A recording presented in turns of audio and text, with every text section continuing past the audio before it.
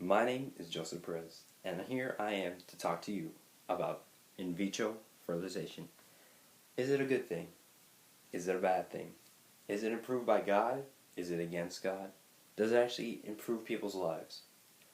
Can actually having a baby without the means of regular means of such as having sex really be a good thing? Can two gay women have a baby for real? Can a single mom have one?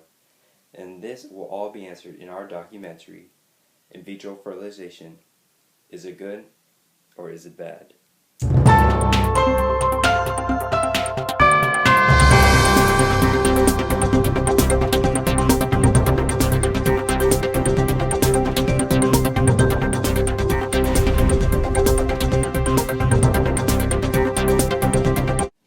Hello.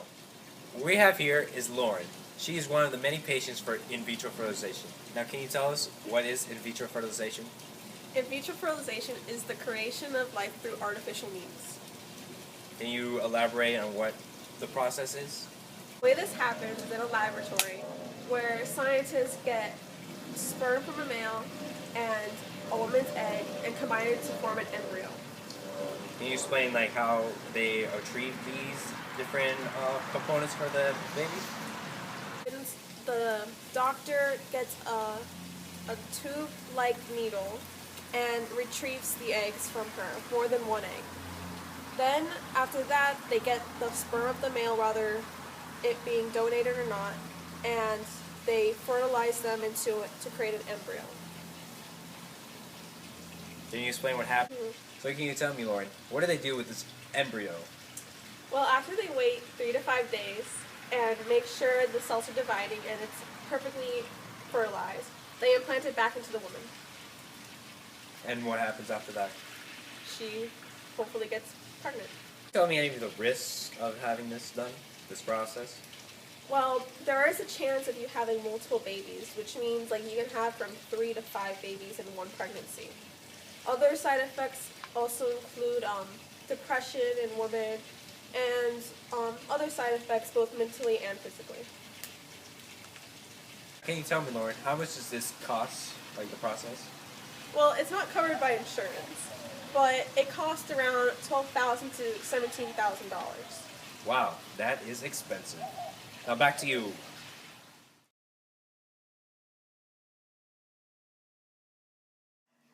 In California, over 50,000 children were admitted to the hospital, and research has shown that 30,000 of these babies were born through in vitro fertilization.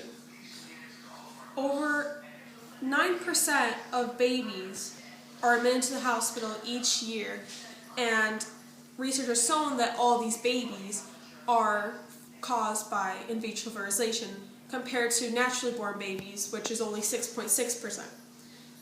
Research is not quite sure why this is and why in vitro fertilization is causing so many birth defects, but millions upon millions of babies each year are born through in vitro fertilization, and most of them are healthy.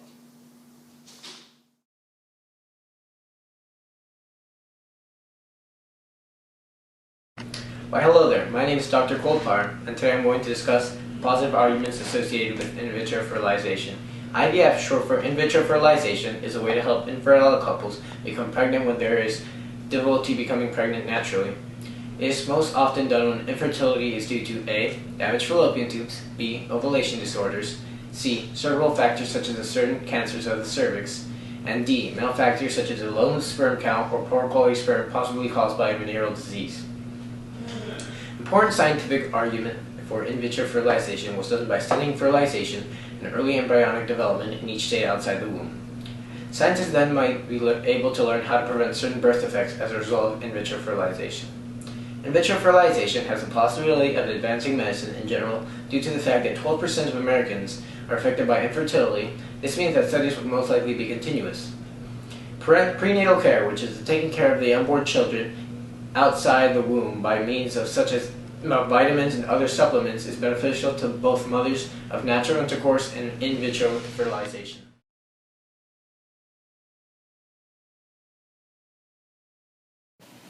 So, Father Matt, I'm thinking about going through in vitro fertilization. What are your thoughts on this? Well, I'd probably go against it because the embryos are some of the embryos are usually destroyed, which goes against all Catholic ministry because life is supposed to be sacred and it should be protected at all costs, no matter what.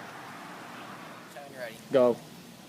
Also, Pope Paul VI said that humans should only be created through sexual intercourse. Nothing. That means no in vitro fertilization, because it's pretty much they're being made in like a test tube or like a petri dish.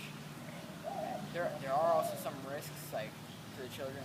Like they could be like many born at once. Like because most of the time they may put like 4 embryos in at once to increase the chance. So that could mean you could give birth to all 4, or you might not even give birth to any.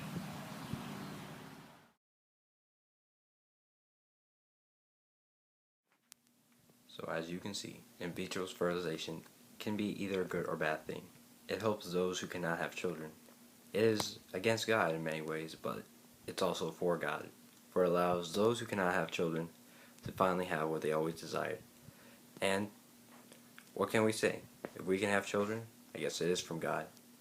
So thank you for tuning in and watching our documentary. I hope you have a pleasant time, and remember, in vitro fertilization is only good or bad on your take from it. It's either against or for God. So thanks for tuning in. See you later.